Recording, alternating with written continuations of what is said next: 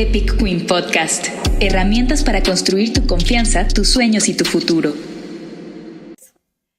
Hola Queens, ¿cómo están? Bienvenidas y bienvenidos a otro episodio más de Epic Queen, el podcast, su podcast favorito. Y hoy estoy muy emocionada porque estoy con un mujerón, con esa mujer que creo que debería ser el role model de muchas mías, sí, es una gran role model.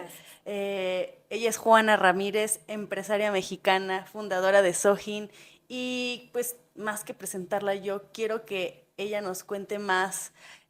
Hoy, alrededor, no tanto, sí vengo a hablar de tu empresa, pero también quiero saber más de ti, quiero saber más de quién eres, de dónde vienes, de tu historia. Hola, Juana, ¿cómo estás? Ándale, pues encantada de tenerte en mi oficina, bienvenida, y qué rico platicar con todos ustedes. No había grabado un video podcast desde mi oficina, entonces eso está. Aparte me encanta, está cool. Tiene mucha iluminación, es muy espaciosa. Así es. Sí, Gracias. tengo un tema de claustrofobia, necesito luz, mucha luz y ventanas abiertas y espacio, entonces este es mi lugar favorito. Está perfecto, me encanta. Juana, te traigo algunas preguntas, pero la primera es, no sé mucho, sé de Sojin, pero me gustaría más saber de tu camino como empresaria. ¿Cómo llegaste a donde estás hoy? ¿Qué te hizo empezar a emprender primero y ahora que ya eres empresaria? ¿Qué te hizo llegar a la industria de la medicina? Mira, primero tengo que contarte que yo nací en Colombia, estudié psicología, entonces he trabajado en salud toda mi vida, ¿no? La salud es el universo en el que yo decidí trascender, es mi propósito, es mi misión, entonces creo que cuando tienes el privilegio desde muy temprano de identificar cuál es el área, cuál es la industria, cuál es el sector al que quieres pertenecer, pues ya tienes una brújula de hacia dónde irte. Y luego, muy temprano también, empecé trabajando con una compañía farmacéutica y que ya era visitadora médica, pero luego empecé a trabajar con pacientes VIH positivos, con pacientes que tenían hemofilia, luego con pacientes con cáncer, y me di cuenta desde entonces que hay un montón de espacios no atendidos por el sistema de salud que, bueno, con esfuerzo, particularmente en América Latina, con esfuerzo tenemos medicamentos, diagnóstico, todavía pacientes que se diagnostican a muy etapa tardía, pacientes que se diagnostican en etapas tardías y con ello pues un montón de implicaciones económicas y de salud para los diferentes sistemas y para las personas, que es lo más importante. Entonces, decidí que iba a trabajar en el sector salud y además decidí que iba a trabajar en el espacio de alta especialidad de enfermedades complejas y que mi trabajo tenía que servir para mejorar la calidad de vida de las personas que tienen que vivir o que tienen que enfrentar estos diagnósticos, pero además para su familia, para sus cuidadores, porque todas estas enfermedades comparten las mismas características, es decir, el diagnóstico lo recibe el paciente, pero también lo recibe su pareja, pero también lo reciben sus hijos, pero también lo recibe su economía y su trabajo y el sistema de salud al que pertenezca. Entonces es como una onda expansiva en donde hay muchos espacios y personas para atender y para mejorar la vida. Entonces, pues eso hice, ¿no? Y entonces trabajé con diferentes organizaciones públicas y privadas. En 2006 migré a México. Está súper escrito que llegué con una maleta con $100 en el bolsillo y con una visa de 15 días, así que sí, esa es la historia. Y no sé si las más jóvenes me van a entender esto, pero lo que sentí en ese momento es que mi vida en lápiz, ¿no? Ya sé que hoy todo lo hacen digital, pero algunos todavía escribimos. Entonces que mi vida en lápiz se quedaba en Bogotá y que cuando el avión de Mexicana aterrizara en el aeropuerto de la Ciudad de México y yo bajara, iba a empezar a escribir mi vida en tinta. Y esto no quiere decir otra cosa que tener todavía más conciencia de lo valioso que es cada minuto de tu vida. Y sé que quienes me conocen me identifican como alguien intenso. Y sí. Lo comparto contigo, somos intensas. Exacto, pero esa intensidad tiene que ver primero con la gratitud de estar vivos, de de tener capacidades, de tener oportunidades, y luego con la responsabilidad de honrar esa vida, ¿no? Los que trabajamos en salud, creo que por encima de cualquier otra cosa, independientemente del enfoque, del abordaje, del tipo de enfermedad, lo que sea que atendamos, creo que todos compartimos que estamos apasionados por la vida y que la vida debe honrarse desde el primer minuto de vida de un ser humano hasta su último momento también, ¿no? Porque estamos acostumbrados a que con pacientes terminales, ¿no? La frase ya no hay nada que hacer, que es muy, muy, muy dolorosa, y entonces como que la extendemos a todos los espacios de la vida del paciente y así no es. O sea, el ya no hay nada que hacer es una frase que un médico usa cuando las opciones terapéuticas se han terminado, no hay otro tratamiento, pero en ese momento también hay mucho que hacer por calidad de vida, por manejo del dolor, por tanatología, por ayudarle a la familia a despedirse, a honrar, por ayudarle al paciente a soltar, a irse tranquilo, en fin. Entonces, cada etapa, sin importar el tipo de enfermedad, requiere ese acompañamiento. Entonces, creo que al final me pasó entre la combinación de mi profesión, el amor y la vocación por la salud y la coincidencia con las diferentes instituciones en las que trabajé. Aquí estuve trabajando con una compañía de distribución, con una cadena de hospitales privados, con una industria aseguradora, con la industria farmacéutica. Entonces creo que hice como una maestría pagada a lo largo de todo el sistema de salud y con todos los prestadores, que me permitió tener una visión más holística de las fortalezas de esas instituciones, pero también de sus debilidades y de cómo poder ser un conector que lo resuelva en beneficio del paciente. De hecho, te iba a preguntar como si a ti te ha pasado algo que fue lo que te inspiró a dedicarte a salud, ¿no? O sea, algo que cambió eso. Mira, esa es una pregunta muy común, además, ¿sí? porque además como ahora les enseñamos a los emprendedores esto del storytelling, entonces todos quieren empezar con la historia del amigo, del tío, del abuelo, el primo. Que además cuando son auténticas, pero pues también muchas son más bien construidas porque alguien les dijo que había que empezar así. Entonces, así conocemos varios. Exacto, entonces en mi caso no, en mi caso sí, en efecto, como creo que casi todas las familias tenemos familiares que murieron por cáncer, por insuficiencia renal crónica, en fin, o por algún otro padecimiento, pero mi vocación no vino de ahí, o sea, mi vocación vino de esta conexión muy temprana con los pacientes de alta especialidad, con tantas necesidades de los sistemas de salud en América Latina, no sé si se me hubiera ocurrido viviendo en Suiza, ¿verdad? Con tantas necesidades y desigualdad en el acceso a la salud. Y luego también pienso que esto de hacer los primeros pininos y darte cuenta que sí puedes incidir, que sí puedes cambiar la experiencia de un paciente y de su familia con una enfermedad, pues eso ya es gasolina que no te para nadie, no importa lo que pase. Oye, pero a veces a mí también me pasa como que te quieren sacar como, a ver, pero la historia que viene desde lo más profundo de tu ser, y a veces es solamente porque encontraste una pasión y quisiste seguirla y ya, ¿no? Encontraste, a mí me pasa, ¿no? Con Epic Queen. Sí tuve como experiencias como mujer en STEM, pero no fue como que la gente siempre quiere escuchar así como, no, y a mí que me acosaban y me hacían y me quitaban, o sea, como, pues no es una historia trágica, es una historia más bien al contrario, como de cómo cambiar el problema. Sí, a ver, lo que pasa es que también tocaste un punto bien interesante, porque sí tenemos muchas historias trágicas en América Latina. La historia de los pacientes con cáncer, ¿no? Y ya no te vayas a los pacientes con cáncer del último año en este país, por ejemplo, es suficientemente trágico y doloroso para que esto te mueva a poner también de ti y tratar de resolver.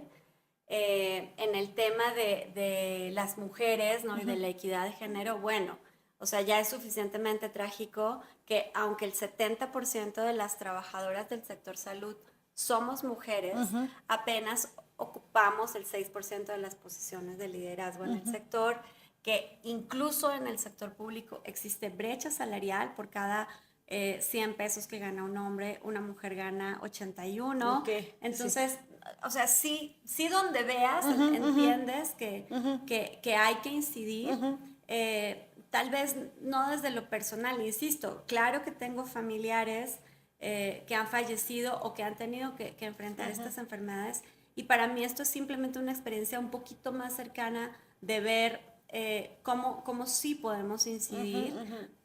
Pero tal vez, si tuviera que decirlo en esa historia que me marcó, yo creo que a mí me marcaron los primeros pacientes, particularmente los pacientes VIH positivos, en una época en la que la gente creía que si hablabas con un paciente VIH positivo te ibas a contagiar, que si le dabas la mano te ibas a contagiar, que no había medicamentos para todos, y entonces hicimos parte de un movimiento global para presionar que se cancelaran las patentes de medicamentos antirretrovirales y se autorizara la fabricación de medicamentos genéricos antirretrovirales en la India y en Brasil inicialmente, y entonces eso permitió generar acceso. Fue un movimiento liderado por la OMS y por la OPS, y entonces en cada país pues había un grupo de personas en las que yo estaba incluida empujando que esas cosas pasaran.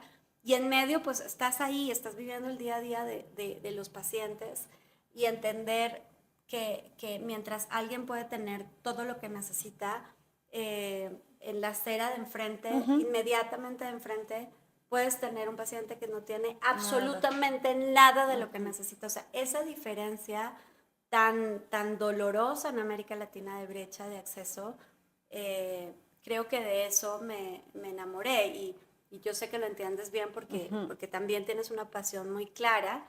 Cuando conectas con ese propósito, ya no hay nada que hacer. Sí. No es como cuando conoces a alguien y te enamoras, pues ya te enamoraste, ya que no vas ni a un curso para enamorarte, ni a un curso para desenamorarte, ¿no? Lo vives, lo tienes que vivir, y tienes que ser congruente con eso que es lo que te mueve. Y ahí está el propósito, y si hay que hacer diferentes acciones, pero ahí está el propósito, ¿no? No importa por dónde llegues, pero está el propósito. Oye, te quiero hacer una pregunta así random. ¿Qué se siente ser empresaria? O sea, como de que te levantas. Yo me imagino de que, ay, bueno, ya soy empresaria y llego al elevador y ya estoy aquí en mi oficina. ¿Qué se siente?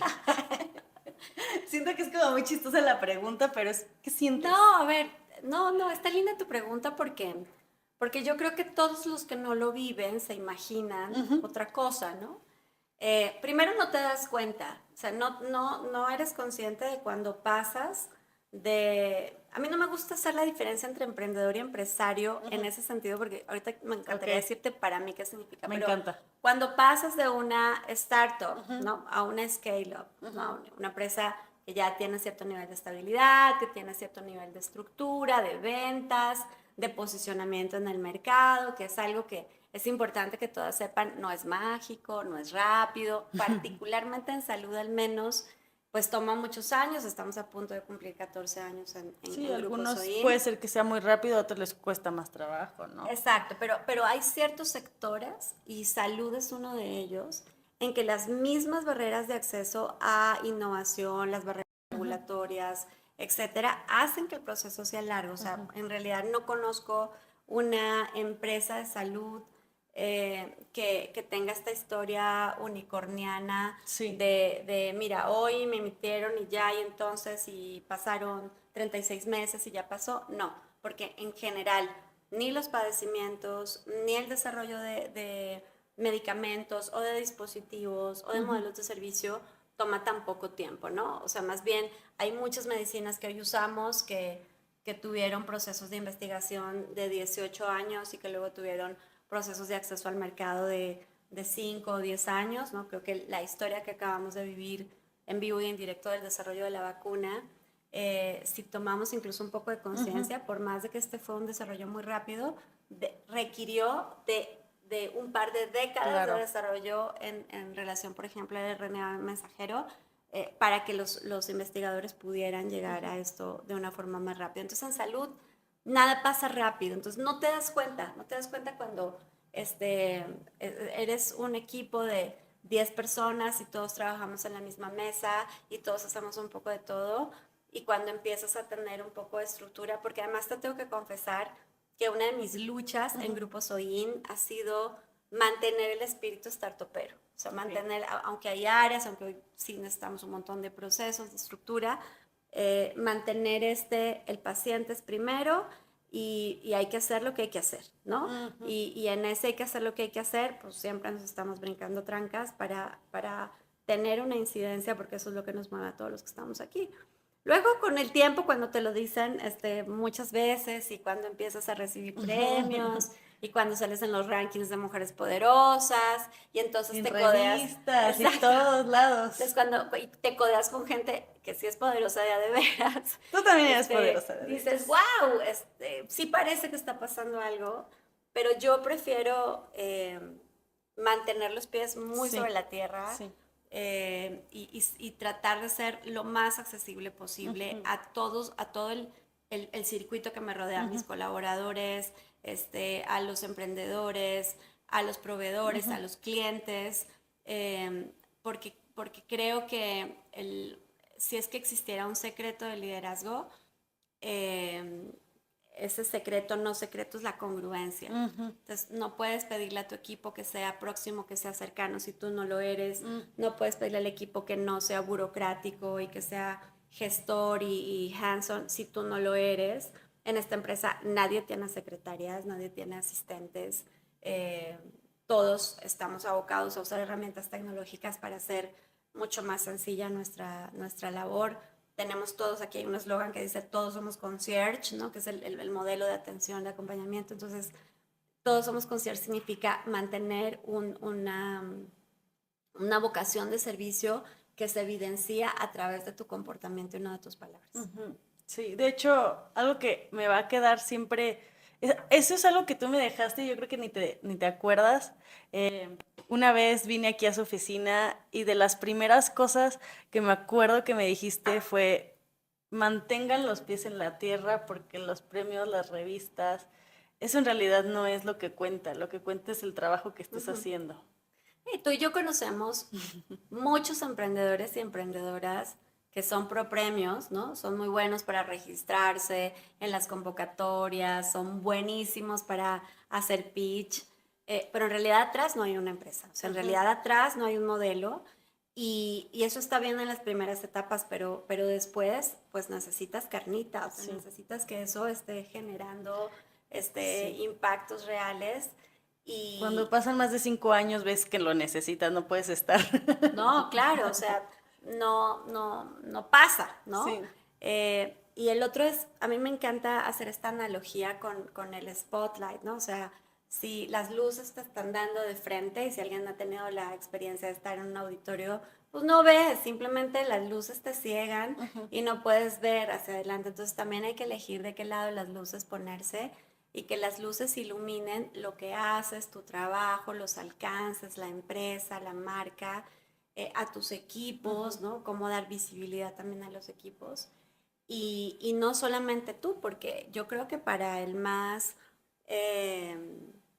no sé, para la persona con mayor fortaleza espiritual que sea, de todas maneras el spotlight te mueve y te puede mover hacia un lugar que no sea el correcto para la empresa, ¿no? Ahí, como tip. Me encantó. Además, creo que sí, de repente, que el premio, que la revista, a mí me sirve como para motivarme, así como de, ay, bueno, sí sirve lo que estoy haciendo y una motivadita y a seguirle. A ver, sirve un montón, no quiero decir que no sirve. Por supuesto que en esa parte, o sea, en la sala de juntas y aquí hay un par de gotecas, ¿no? Que están llenos de premios y de cosas que nos han dado. Y a veces hay que pararse ahí cuando uno siente que las cosas están difíciles, hay que pararse y decir, ok, sí se puede, ¿no? Pues regresemos a la tarea. Entonces, es importante, también es relevante porque eso te ayuda a dar visibilidad a tu empresa, genera credibilidad con tus clientes. Entonces, no quiero decir que no importa.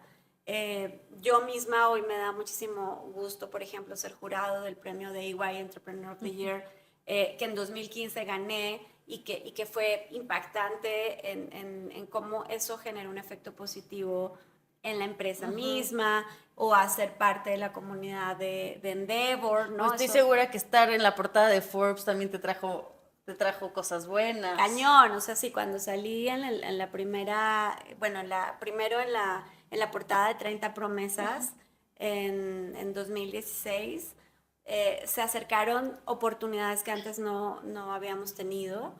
Y luego en ese mismo año aparecí por primera vez en el ranking de Mujeres Poderosas. Y entonces ese mes que estuve en el ranking, la página de Sodin, que además era súper ochentera, tuvo más de 8 millones de visitas, ¿no? Entonces también entendí que ya para mí la conversación sobre salud era importante y seguirá siendo importante el resto de mi vida. No quiero trabajar en otra cosa. Luego la del emprendimiento, porque yo sé que a muchos como tú o como las personas, la mayoría de las personas que nos escuchan, ya nacieron en este mundo en el que le decimos emprendedora a alguien que está tratando de desarrollar un proyecto productivo, pero cuando yo arranqué Soin todavía no, ¿no? Entonces, sí, era más, pues, quiero montar una empresa, era más, quiero montar una empresa, ¿no? Y regresando a tu pregunta sobre pasar de emprendedor a empresario, a mí me parece que ser emprendedor más bien tiene que ver con una actitud, ¿no? El emprendedor, la emprendedora, es quien encuentra realidades, cosas en su entorno que quiere cambiar y que las quiere cambiar ella misma, ¿no? O él mismo dice, a ver, voy a hacer una empresa para hacer esto, o voy a montar una ONG porque quiero tal cosa, o quiero cambiar, ¿no? Y siempre digo que ser emprendedor es en realidad tomar decisiones de vida y asumir la responsabilidad de esas decisiones. Y si algo necesitan hoy las empresas, por ejemplo, no es solo emprendedores, sino intraemprendedores. Es decir, es gente que tiene las mismas características, las mismas capacidades, pero que quiere innovar y cambiar la realidad a partir de una organización que ya está formada. Yo te podría decir que en mi equipo directivo hay más emprendedores que colaboradores, ¿no? Se siente que siempre está haciendo una propuesta de hacer algún tipo de cambio. Y el empresario, pues sí, el empresario por definición es alguien que tiene una empresa, ¿no? Pero yo creo que necesitamos más empresarios con espíritu emprendedor. O sea, que no se acomoden a su mercado, a su empresa, a su negocio y ya con esto, porque empresa que no crece desaparece y los cambios en el mercado también están exigiendo que las empresas cambien con ellos. Y la pandemia otra vez nos lo enseñó, ¿no? Las empresas hicieron una digitalización que no habían hecho antes. Seguramente no lo habían visto tan necesario y hoy este proceso de innovación, de reinvención, de mejora continua es una necesidad sin importar a qué te dediques, ¿no? Entonces, para mí esa es más la diferencia entre emprendedor y empresario y me gusta más hablar del tamaño de las empresas, de su nivel de impacto, de su escalabilidad, y que otra vez no tienen que ver solamente con sus ventas. Por ejemplo, en Soin, el indicador más importante que tenemos es a cuántos pacientes hemos llegado. Y entonces aquí decimos que Soin no quiere ser un unicornio de $1 billón, Soin quiere ser un unicornio de 1 billón de vidas. Y entonces contamos esas vidas que estamos impactando todos los días. Me encantó lo del 1 millón de vidas, te lo voy a... Robado. Todo tuyo. Robado. Traigo aquí mis preguntitas, pero en realidad me gustó mucho la conversación contigo. Te quería preguntar, ¿tú te consideras una mujer en STEM? O sea, ¿sí lo consideras como algo parte de...? Sí, por supuesto, por supuesto. Primero porque es trabajar en el sector salud. Soin fue la primera compañía en poner una prueba genómica para pacientes oncológicos en el país hace 14 años, cuando esto sencillamente era algo de lo que los médicos ya tenían noticias, pero pues que se usaba en países desarrollados y que no estaba acá disponible. Entonces, traerlas al país, entender y profundizar en genética y genómica, que sigue siendo un área muy interesante y que todavía apenas es la punta del iceberg, pues implicó especializarse, desarrollar toda una infraestructura y un modelo de acceso de la genética a los pacientes, a las aseguradoras, al sector salud, en el que fuimos completamente disruptivos, pero además altamente especializados.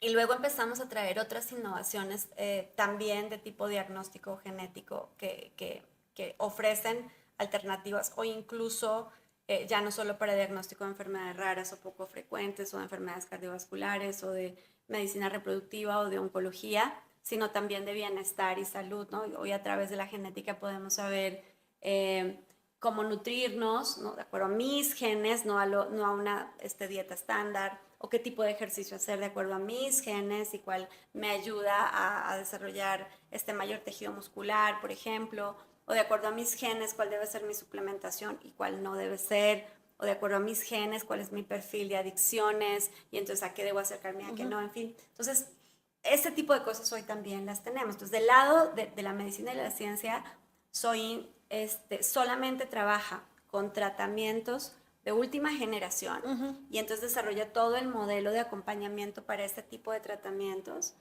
en enfermedades poco frecuentes aún más. Hay que modelar un montón de variables para el bienestar y la adherencia terapéutica de los pacientes. Pero luego en el servicio concierge, la única manera de convertirnos en una empresa escalable era haciendo una apuesta tecnológica. Entonces, algo que casi nadie sabe es que desde el comienzo de su creación, Soin desarrollaba su propio CRM. Entonces, tenemos un área de desarrollo de software porque no había muchas alternativas en el mercado que se adaptaran a lo que estábamos teniendo. Luego, en 2017 entendimos que la siguiente carrera, ya habíamos creado un modelo de servicio, ya hasta competidores teníamos, algunos ex colaboradores, así pasa, ¿no? Hay de dos, y en eso, miren, los emprendedores se angustian mucho con el tema de la competencia. Ay, sí. Pero yo tengo dos frases. Uno, la ausencia de competencia genera incompetencia. Muy Entonces, bien. cuando sabes que te están respirando en la nuca, pues no queda más que moverse más rápido. Ahora, hay de dos, o eres el que imita o eres el imitado. A mí me encanta que me imiten, ¿no? A mí me encanta que estén pendientes de cuál es el próximo paso que estamos dando para ponerlos ellos también en su página web, aunque no entiendan ni de qué están hablando. Entonces, mira, con eso hay que decir, mira, o voy a ser el que imitan, voy a ser el que siguen, o voy a ser el que está atendiendo a quién le tengo que copiar qué. Entonces, pues eso no se llama otra cosa que ser líder de un mercado. Y ya está. Y te exige porque te mueves y estás al pendiente. Pero no te frustras. Es que, a ver, déjame te cuento. A mí me pasa muy seguido que principalmente hay una fundación que trabaja en el mismo tema que yo, de tecnología con chicas adolescentes. Y siempre se andan llevando a mi gente, a la chava que trabajaba conmigo, a los programas que traíamos pendientes. Pero siempre yo les digo que no tienen de dónde sacarlos. Una vez me enojé tanto que fui y hablé con el director y le dije, es que, ¿qué les pasa? Y entonces ahora ya, como además son mis clientes, de repente trabajo con ellos, como ahora si trabajan con alguien de Epic Queen, tienen que hablarle a Ana Karen. Entonces ahora me hablan a mí para pedirme permiso. Mira, sí, hay una conversación ahí que es la competencia desleal. Desleal. Exacto. Que lamentablemente está muy poquito regulada en el país. Entonces, eso que hiciste, justo te iba a decir, lo que hay que hacer es levantar el teléfono. A mí me pasó con cierto par de emprendedores que, además de muchas cosas de competencia desleal, de repente le hablaban a mis concierge para preguntarles, pues, cuánto ganaban, por cuánto estarían dispuestos a irse para que ellos pudieran hacer una propuesta de competencia con un cliente que ya era nuestro. Y entonces ahí sirve mucho la comunidad. Yo en ese momento lo que hice fue denunciar el hecho en la comunidad Endeavor, ya dije de dónde eran, y decir, a mí me está pasando esto y no es la primera vez. Y entonces la comunidad intervino y eso fue muy positivo, ¿no? De frenar un poco este tipo de situaciones. Pero mira, otra vez, o sea, si lo estás haciendo bien, te van a imitar, van a tratar de llevarse a tu equipo. Somos empresas, bueno, Soin sigue siendo una empresa mediana, entonces, por ejemplo, yo sé que mi empresa y mi equipo es un semillero de talento para la industria farmacéutica, para la industria aseguradora. Pero te digo una cosa, hoy me da mucho gusto ver personas que trabajaron conmigo o en Soin o fuera de Soin, y que en ese momento eran representantes o eran key accounts managers y que hoy son directores de mercadotecnia transnacionales. Acabo de colocar a unas personas como director general de una compañía, y me parece que esa es otra forma de contribuir, ¿no? De que la gente crezca, de que cuando está contigo pues aprende, crece y se vuelve más atractivo al mercado. Ojalá que pudiéramos crecer las empresas al mismo ritmo que la gente que está con nosotros crece, ¿no? Pero también que crezcan mucho más rápido que nosotros mismos habla bien. Habla bien. ¿No? Ah, bueno. Ay, aparte algo de estar haciendo bien que quieren a las chicas de Epic Queen. Está muy bien. Oye, Juana, y quería cambiar un poquito de tema. Quiero hablar, porque no lo he tocado tanto en el podcast, quiero hablar de Femtech. ¿Por qué crees que el sector salud ha estado históricamente menos enfocado en las necesidades de las mujeres? ¿Esto es correcto? Sí, absolutamente cierto. Primero en el país, de acuerdo con datos de la SEM, apenas 1 de cada 10 empresas que fundamos en México tiene base tecnológica, ¿no? Entonces ya hay una brecha importante y de esas que se fundan, apenas 2 de cada 10 son fundadas por mujeres. Entonces, bueno, eso creo que tú has hablado ampliamente de todavía la brecha de acceso que existe en disciplinas STEM para las mujeres. Pero luego en el sector salud, los investigadores a lo largo del tiempo, porque además, acuérdense que, por ejemplo, en este país hace 60 años las mujeres no podían estudiar medicina. Entonces, no hace tanto, ¿no? Hace tanto. Que empezamos a tener las primeras mujeres en las diferentes disciplinas de salud. Hoy, por suerte, la matrícula en medicina es más alta en mujeres que en hombres. Entonces, pues bueno, vamos a tener que irnos acostumbrando hombres a tener muchas más mujeres tomando las decisiones de salud. Pero entonces eso hizo que ciertos dispositivos, por ejemplo, de cosas tan sencillas como las jeringas, como las agujas para toma de muestras, las camillas, muchos materiales y dispositivos estaban hechos para hombres, con la arquitectura o con la anatomía de los hombres, y así sigue siendo hasta el día de hoy en muchísimas disciplinas. Les pongo una bien tonta, las batas, que no es ni siquiera un dispositivo. Cuando a una bata o de paciente o de médico se le dice unisex, en realidad lo que significa es que son con corte masculino, ¿no? Y que las mujeres se lo pongan como puedan, ¿no? Porque lo distinto de para mujer sería que entonces tiene la forma. Una forma femenina, que los tamaños son tamaño grande en hombre, no es lo mismo con tamaño grande mujer, en fin. Y así pasa con las batas, entonces todos vamos a los hospitales y nos ponemos una cosa que a mí me vuela siempre, y solo en la medida en que más mujeres se han involucrado en los procesos de investigación y de desarrollo, Que es la ciencia. Entonces vamos teniendo mayores soluciones, medicinas, dispositivos que están enfocados en las mujeres. Un gran ejemplo de esto, 2 te voy a dar. 1, cáncer cervicuterino versus cáncer de próstata. Ya tenemos una prueba en sangre con la que podemos identificar antígeno prostático, pero todavía no tenemos una prueba en sangre en la que podamos identificar el virus de papiloma humano. Por ahí hay un par de desarrollos muy recientes para hacerlo a partir de ADN, pero no es algo de rutina y barato como sí ya existe en próstata, bueno, en antígeno prostático. Otra, en enfermedad cardiovascular. Recientemente hice un podcast justo de enfermedad cardiovascular, porque la mortalidad en mujeres de infarto es mucho más alta que la mortalidad en hombres, pero no porque nos enfermemos más del corazón, o porque nos pegue más este tipo de enfermedad como si otras, sino porque los síntomas de infarto en el caso de las mujeres son distintos a los síntomas que tradicionalmente, por ejemplo, dramatizarían en una película. Exacto, me duele el brazo, me duele el pecho, quién sabe qué. En el caso de las mujeres, los síntomas de infarto tienen que ver con ansiedad, ¿no? Con opresión en el pecho que se confunde con ansiedad, con dolor en la boca del estómago que se confunde con gastritis, con una falta de oxigenación que se puede confundir con agotamiento. Entonces con ataque es muy de ansiedad. común. Exacto. Entonces es muy común que la paciente que está infartada vaya al hospital, o que está cercana a tener un infarto vaya al hospital. Entonces, señora, ¿usted qué tiene? Pues como que tengo ansiedad, como que me falta el aire, como que tengo como que me duele la boca, el estómago, ay, tiene gastritis, está ansiosa, es mujer, ¿no? Sí. Y entonces se atiende tarde a la paciente. Nosotras mismas en este rollo de que tenemos un umbral de dolor más alto, entonces también posponemos nuestro cuidado y eso hace que no solamente en México, sino en todo el mundo, el abordaje de la salud cardiovascular en las mujeres sea diferencial a la salud cardiovascular en los hombres. Y así te podría contar Sí.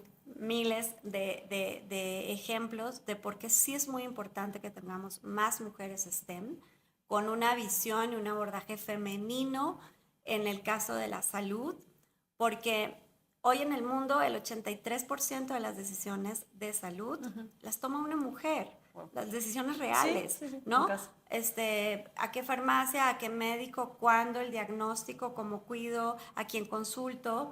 Y sin embargo, decisiones tradicionalmente femeninas como la lactancia materna, pues se siguen tomando. Hay una foto muy famosa que yo la uso mucho en mis conferencias, que es un foro por la lactancia materna en México en 2018, y la foto están así muy parados y muy trajeados. Puro señor. 7 hombres, ¿no? Entonces yo les juro que ninguno de esos ha lactado en su vida, y no nos damos cuenta de lo absurdo que significa que, por ejemplo, apenas la Sociedad Mexicana de Ginecobstetricia hasta hace muy poco no había tenido una sola presidenta, todos eran hombres, la Asociación Mexicana de Ginecobstetricia, ¿no? Entonces, sí nos falta muchas más mujeres participando activamente de las disciplinas STEM, pero ya no solamente eso, creyéndose que pueden ser líderes de las instituciones en las que trabajan. Porque ya hacemos que las cosas pasen, pero el que sigue tomando las decisiones allá arriba es un hombre. Y no se trata de trasladarlo, yo siempre digo en broma, no quiero pasar del club de Toby al club de Lulú.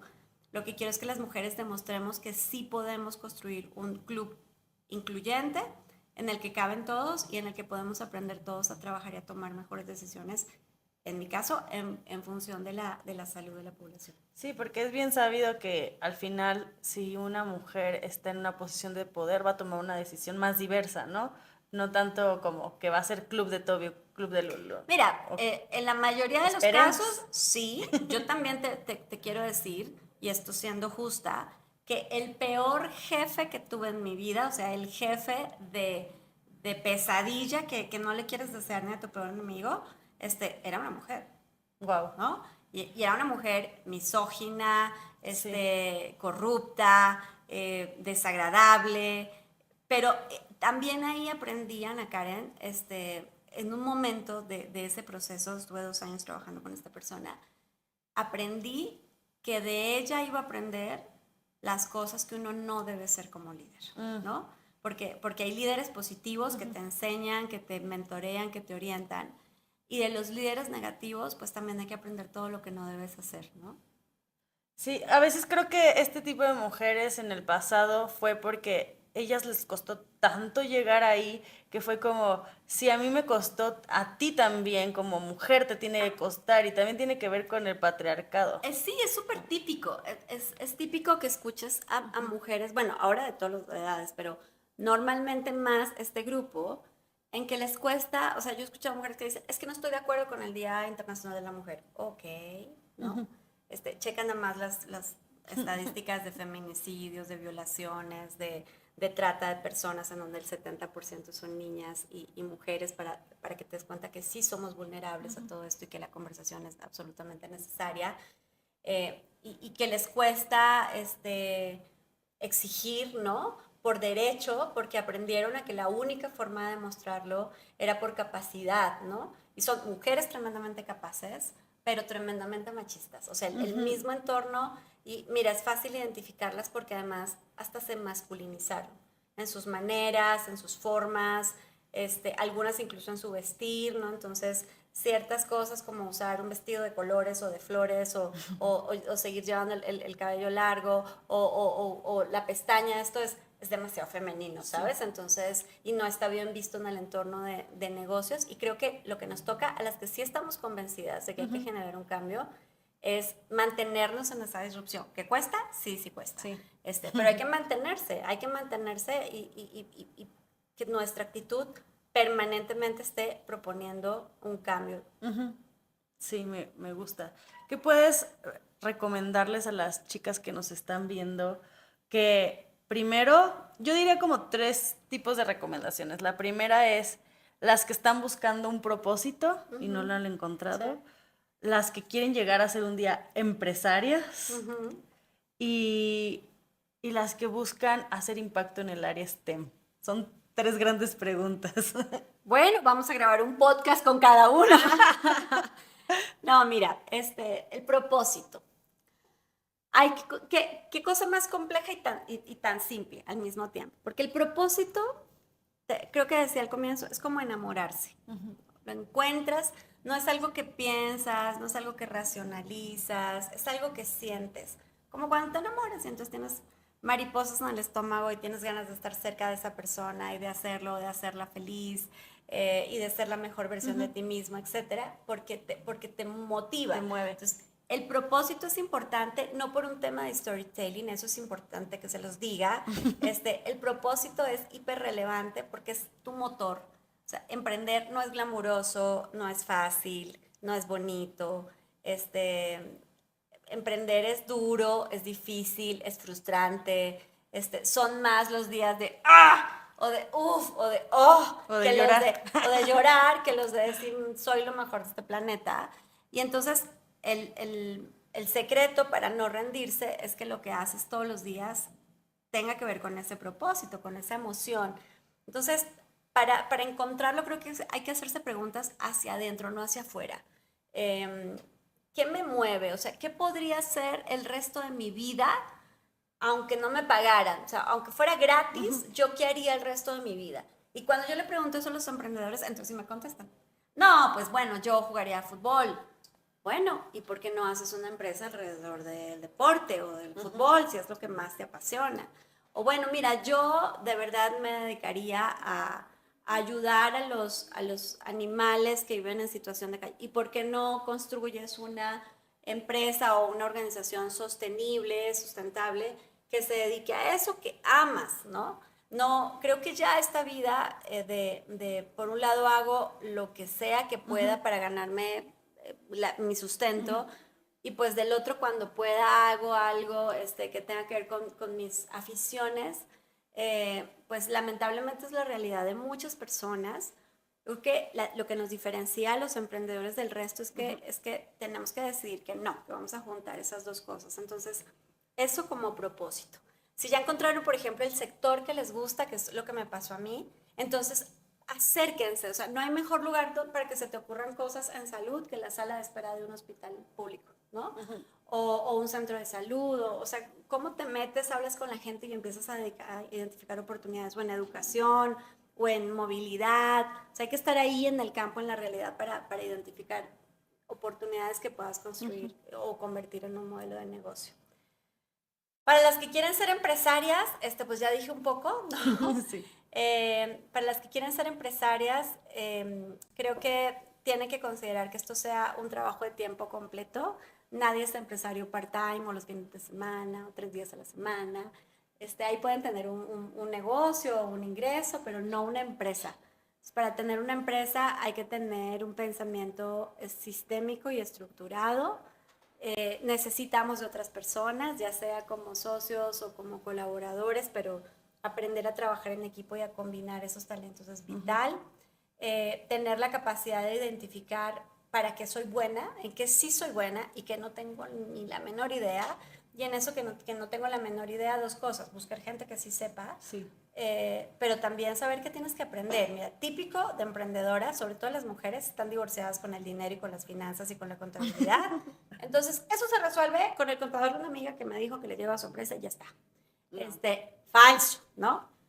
Mira, yo digo que cuando uno emprende, esas cosas que uno no quiere hacer, irremediablemente va a terminar ahí, sí, haciéndolas, resolviéndolas y perdiendo tiempo valioso que habrías podido tener si te lo agarraras desde el comienzo. Entonces, incluso en los temas financieros, contables, obviamente sí, si no eres contadora, pues vas a necesitar un contador a fuerza.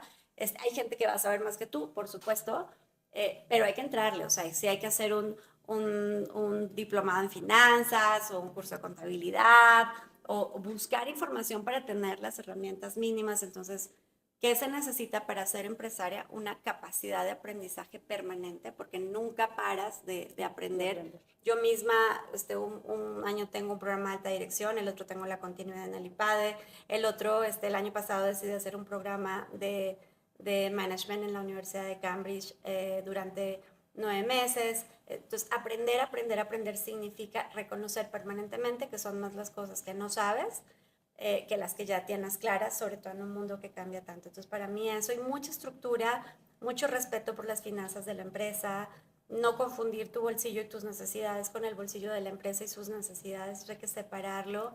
Yo sé que cuesta ponerse salario y eso, pero hay que hacerlo, hay que ser ordenadas. Y el impacto en STEM, pues es que yo como que vivo ahí en ese mundo en el que la ciencia y la tecnología son las dos armas más poderosas, no se me ocurren otras. La ciencia y la tecnología son las dos armas más poderosas para impactar en la calidad de vida de las personas, para mejorar la experiencia de atención en salud. Todos hemos sido, todos vamos a ser pacientes un día, y todos estos desarrollos científicos y tecnológicos puestos al servicio de los profesionales de la salud y de los pacientes, pues son el camino para que entonces sí podamos vivir 150, 200 años y hacer más cosas. ¿Cómo crees que la tecnología y otra vez regresé, es que me salté la de Femtech, ¿cómo crees que la tecnología y Femtech pueden seguir empoderando a las mujeres a abordar las necesidades de salud específicas de las mujeres en el futuro? Ok, pues mira, creo que no las mujeres en el futuro, son las mujeres En el hoy. presente. Exacto. Desde entender cómo el uso de apps de mensajería pueden cambiar completamente la cara de una empresa, ¿no? De la empresa de una mujer. Yo recientemente, el año pasado, tuve un trabajo con emprendedoras de Chiapas y es maravilloso como te dicen, es que desde que conocí WhatsApp o lo que sea, es que me llegan los pedidos, ¿no? O sea, ya no tengo que ir casa en casa hablando con la gente, sino que tengo estas estrategias de comunicación y experiencias de conexión, que es genial. Entonces, desde eso, que puede resultar tremendamente básico para alguien como tú que trabaja en tecnología o para seguramente muchas de las que nos están escuchando, hasta pasar a cosas mucho más sensibles, como en estas mismas comunidades a muchas mujeres se les prohíbe hacerse un Papa Nicolau porque Wow. sus parejas no están de acuerdo, ¿no? O porque no pueden permitir que el médico, que la doctora o que la enfermera toquen sus áreas genitales, por ejemplo. Y entonces, para cuando se diagnostican a estas pacientes, por ejemplo, con cáncer cervicuterino, pues lamentablemente son etapas súper avanzadas, ya es muy tarde. Hablar de métodos anticonceptivos y de cuidado también significa una barrera enorme. Entonces, a través de las herramientas tecnológicas, también las mujeres han podido acceder a información que antes estaba borrada para ellas o que no estaba permitida para ellas. Y entonces educarse y aprender también hace que muchas, y lo que les estoy contando parece que se los estoy contando de otro planeta, Sí, o de pero otro no. tiempo, pero es lo que seguramente hoy está pasando en algunas comunidades rurales, y es que las mujeres usando tecnología investigan, se ponen de acuerdo y van a escondidas, que es absurdo, a tener chequeos, a hacerse un Papá Nicolau, a hacerse una mastografía, a entender que estas cosas pueden pasar, que pueden planificar, que no es correcto que toquen a una niña a nombre de usos y costumbres, que no está bien, ¿sabes? Porque esas cosas siguen pasando, ¿no? Y mira, y te las digo O sea, a mí también se me pone la piel chinita. se me A ocurren mí dicen tantas niñas ideas. y me pone mal. Es que cuando Sí. entiendes que el otro día lo puse en un post, que a 2 horas de aquí todavía hay niñas que siguen siendo intercambiadas, que siguen siendo Casadas. vendidas, casadas, que una niña de 14, 15 años en comunidades rurales pues puede tener a esa edad 6 hijos, y eso quiere decir que su primer hijo lo tuvo a los 11 o 12 años, lo que es dolorosísimo, y entonces entender que con un dispositivo puedes llegar, con un celular, con un smartphone, puedes llegar a esas comunidades con información, con prevención, que también ellas pueden comunicarse, que también pueden aprender, que incluso en algunos casos pueden hacer consultas médicas o pedir ayuda para otro tipo de situaciones de seguridad, pues solamente nos tiene que inspirar a ir más lejos, a tener mayor alcance, a tener mayor impacto para que la realidad de esas mujeres cambie. Y luego en los hospitales, en las instituciones, yo recientemente, el año pasado, presenté un documental que se llama Las Mujeres de la Medicina Mexicana, que los invito a que lo vean. ¿Dónde lo podemos ver? Está en el canal de Soin en YouTube, ahí lo encuentran, Las Mujeres de la Medicina Mexicana. Es un documental que hicimos con mi queridísima Carla Iberia Sánchez, que es otra mujer extraordinaria.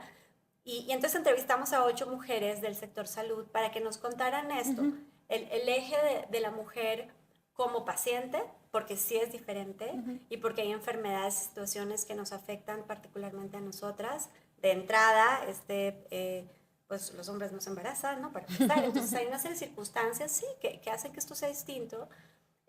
Luego, el rol de la mujer como cuidadora, porque el 97% de los pacientes en el mundo, de acuerdo a la Organización Mundial de la Salud, no porque lo dijo Juana, son cuidados por una mujer. O sea, y esa mujer que cuida no es enfermera especializada ni médico paliativista, es la mamá, la tía, la hermana, la abuela, la esposa, quienes todavía siguen cuidando a los enfermos, y quienes han cuidado a un enfermo con una enfermedad compleja saben que es un trabajo de tiempo completo que genera tanto burnout como a los profesionales de la salud. Y luego el rol de la mujer como trabajadora del sector salud, tanto en el área médica y asistencial como en el área de investigación, en donde todavía hay muchísimos espacios en donde quien toma la decisión, quien sale en la foto, quien se gana el premio de investigación es un hombre, pero quien hizo que todas las cosas sucedieran son mujeres. Entonces, tienen que ver el documental, les va a encantar. Wow, no sé cómo no lo he visto. Está maravilloso, he tenido la oportunidad de presentarlo en Secretarías de Salud en los estados. Han pasado cosas mágicas con el documental, y además del documental hicimos un estudio de las condiciones laborales de las mujeres en el sector salud, que se lo hicimos con otra super crack, que es Sofía Ramírez de México, ¿Cómo vamos? Y entonces decidimos abrir el Observatorio Permanente de Condiciones Laborales de las Mujeres en el sector, que todas son mujeres STEM, que todas están haciendo que las cosas pasen y que necesitan mayor visibilidad, y este chip de, además de todas las cosas mágicas que estás haciendo, también podrías liderar, también podrías tomar una posición de poder y que desde esa posición de poder puedas tomar decisiones que mejoren la vida de niños, niñas, hombres y mujeres en las comunidades en las que participen. Yo creo que por eso es importante que sigamos hablando de mujeres y STEM. Y me quedé con algo que hablabas de las mujeres, las cuidadoras, de estas personas que están en casa. La mayoría son mujeres, ¿no? Y son cuidados no pagados. Así es. Sí, se estima que si las cuidadoras recibieran su remuneración, el PIB del país crecería como 20%. ¿Qué? Entonces, sí, son muchísimas horas no remuneradas. Las mismas mujeres en salud, que es el tema al que más tengo especialidad, pero pasa en otras disciplinas, que las mujeres trabajan hasta una jornada y media más de la jornada laboral, porque pues llegando tienen que hacer todas las otras labores que no son labores remuneradas, y el trabajo de cuidador sí. O sea, en pandemia, el 70% de los trabajos que perdimos, que fueron más de 2.4 millones de empleos, 70% eran empleos de ellas. Sí. ¿Y por qué? De entrada, porque en una familia la decisión de quién se quedaba en la casa y quién iba a trabajar, pues tenía que ver con quién ganaba más, ¿no? Y siguen ganando más los hombres. Entonces, mira, yo gano más, tú quédate y tú cuida.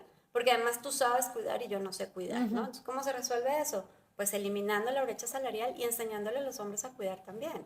Y que entonces sea una labor compartida, no me ayuda los fines de semana, ¿no? Sino que tiene que ayudar, la responsabilidad es de los dos y los dos la tienen que asumir. Y como además hubo un incremento de pacientes, entonces pues también. Y como además los niños estaban en homeschool, pues también. Entonces eso es lo que tiene que cambiar, y es cultural. para que podamos seguir impulsando mujeres en finanzas o en la ciencia o en la tecnología y que sus vidas profesionales no se vean interrumpidas por sus vidas personales o que tengan que renunciar a su desarrollo personal o a su realización personal para entonces poder tener una carrera exitosa. Exitosa. Yo STEM. Ojalá esté. O STEM. Juana, ¿algo más que nos quieras platicar antes de despedirnos? No, yo creo que necesitamos un mundo con más mujeres como tú, ¿no? Con más Ana Karen, Ay, gracias. enamoradas de la tecnología, con ganas de enseñarle a las nuevas generaciones que programar, desarrollar, diseñar, hacer realidad los sueños es posible, pero que además tienes una inquietud por comunicar, por llevar estos mensajes a más mujeres, impactarlas, mujeres como tú, auténticas, contentas con lo que son, con ganas de no parecerse a nadie más, sino de crear su propio sello, su propia marca personal, porque eso se refleja en todas las cosas que hacemos todos los días. Y creo que más Ana Karen representan pues más Ana Karen y más Juanas y más Silvias y más María Tess y más todas nosotras juntas, empujando las condiciones necesarias para lograr un mundo con equidad en menos de 200 años, como dicen los expertos, que necesitaremos si seguimos a este ritmo. Hay que acelerarlo, hay que poner golpes en la mesa y eso lo hacemos todas nosotras juntas. Claro que sí. Juana, muchas gracias por tus palabras. Y dime cómo podemos saber más de Sojin. También estás en la SEM, cómo puede ser. Ah, bueno, buen punto Y la de ti. SEM. Sí, buen punto la SEM rapidísimo, que es la Asociación de Emprendedores de México. Me acordé. En donde trabajamos para hacer de México un mejor lugar para emprender. Somos más de 40,000 emprendedores. A propósito, las mujeres emprendedoras suben todo el tiempo, todos los años. Qué bueno que Ana Karen nos es parte de. Así que lo único que tienen que hacer es irse a la página de la SEM, que es asem.mx, se afilian, es gratuito, y entonces van a empezar a recibir información de las actividades de todo el ecosistema, no solamente nuestras, y de las oportunidades y convocatorias, además de otras cosas. Un punto súper importante, que luego es un talón de Aquiles de los emprendedores, allí en la página de la SEM encuentran el Manual Legal del Emprendedor. Es la segunda edición, es un documento gratuito que pueden descargar, pero no solamente eso, pueden descargar los formatos de contratos, pueden descargar los formatos de estatutos, y ahí está todo lo que necesitan para constituir una empresa, para contratar, para hacer un negocio, para registrar propiedad intelectual. Entonces es una gran guía y es completamente gratuito. De SOIN, pues igual nos encuentran en todas las redes como Grupo SOIN, SOHIN. En todas las redes sociales estamos como Grupo SOIN. Y a mí, pues bueno, a mí me encuentran como Juana Ramírez o como Juana Ramírez SOIN. ¿Y de en tu todas podcast? Las redes. Ay, el podcast está increíble. Es un podcast que arrancamos el año pasado con Expansión, en el que la intención es mantener la conversación de salud en el lugar prioritario donde siempre debió estar, ¿no? Porque antes de la pandemia, pues ni nos preocupábamos tanto por nuestros síntomas, nunca nos habíamos hecho tantos estudios de diagnóstico como en pandemia. A nadie se le ocurría pensar, los doctores tendrán cubrebocas en los hospitales, jabón antibacterial, y nos dimos cuenta que no, ¿no? Y todo este tema del abasto de medicamentos, en fin. Entonces, como todos vamos a ser pacientes un día, lo que hace Health Café es poner todos los miércoles un tema de salud en la mesa para que lo comentemos de una manera sencilla. Somos Fernando Castilleja, que es médico internista, intensivista, especialista en trasplantes, en medicina de estilo de vida, un crack. Entonces, es él como médico y yo más bien como traductora. Uso con mucha frecuencia la frase lo que el doctor quiso decir para que nos quede a todos claro. Entonces, todas las semanas tenemos un podcast de 15, 20 minutos en donde tratamos de dejar los mensajes claves, luego lo complementamos con una columna en Opinión en Expansión. Y te tengo que presumir que lo lanzamos el año pasado, ya a final de año éramos top 7 en Apple Podcast, en la categoría de salud. Este año, gracias, este año acabamos de terminar la tercera temporada, están confirmadas la cuarta y la quinta temporada, así que tenemos todo este año de Health Café, así que también luego les comparto los links en mis redes. Les dejamos acá abajo la información. Juana, me encantó sentarme a platicar contigo. Yo quiero seguir aquí platicando, nada más que yo sé que el tiempo que tienes es un poco justo, pero me dio muchísimo gusto que te hayas tomado este espacio para platicar conmigo y con todas las queens y los queens que nos están viendo. Las queens y los queens y los king Y las los king. king, ya les puse a todos los nombre. kingers, y no Y importa quien quién sea quien nos esté escuchando. Ana Karen, esta es tu casa, me encantó platicar contigo, felicidades por todo lo que estás haciendo y pues bueno, ya sabes que aquí tienes una amiga y ustedes también. Gracias, queens, por vernos y nos vemos en el siguiente episodio. Ya saben que recuerden darle like acá arriba o acá abajo si están en suscribirse en YouTube. Y bueno, pues nada, ya saben dónde pueden encontrarnos, @EpicQueens en Instagram, a mí como @AnaQueenMaker. Y bueno, nos vemos en otro episodio más de Epic Queen Podcast. Adiós. Bye, bye. Epic Queen Podcast.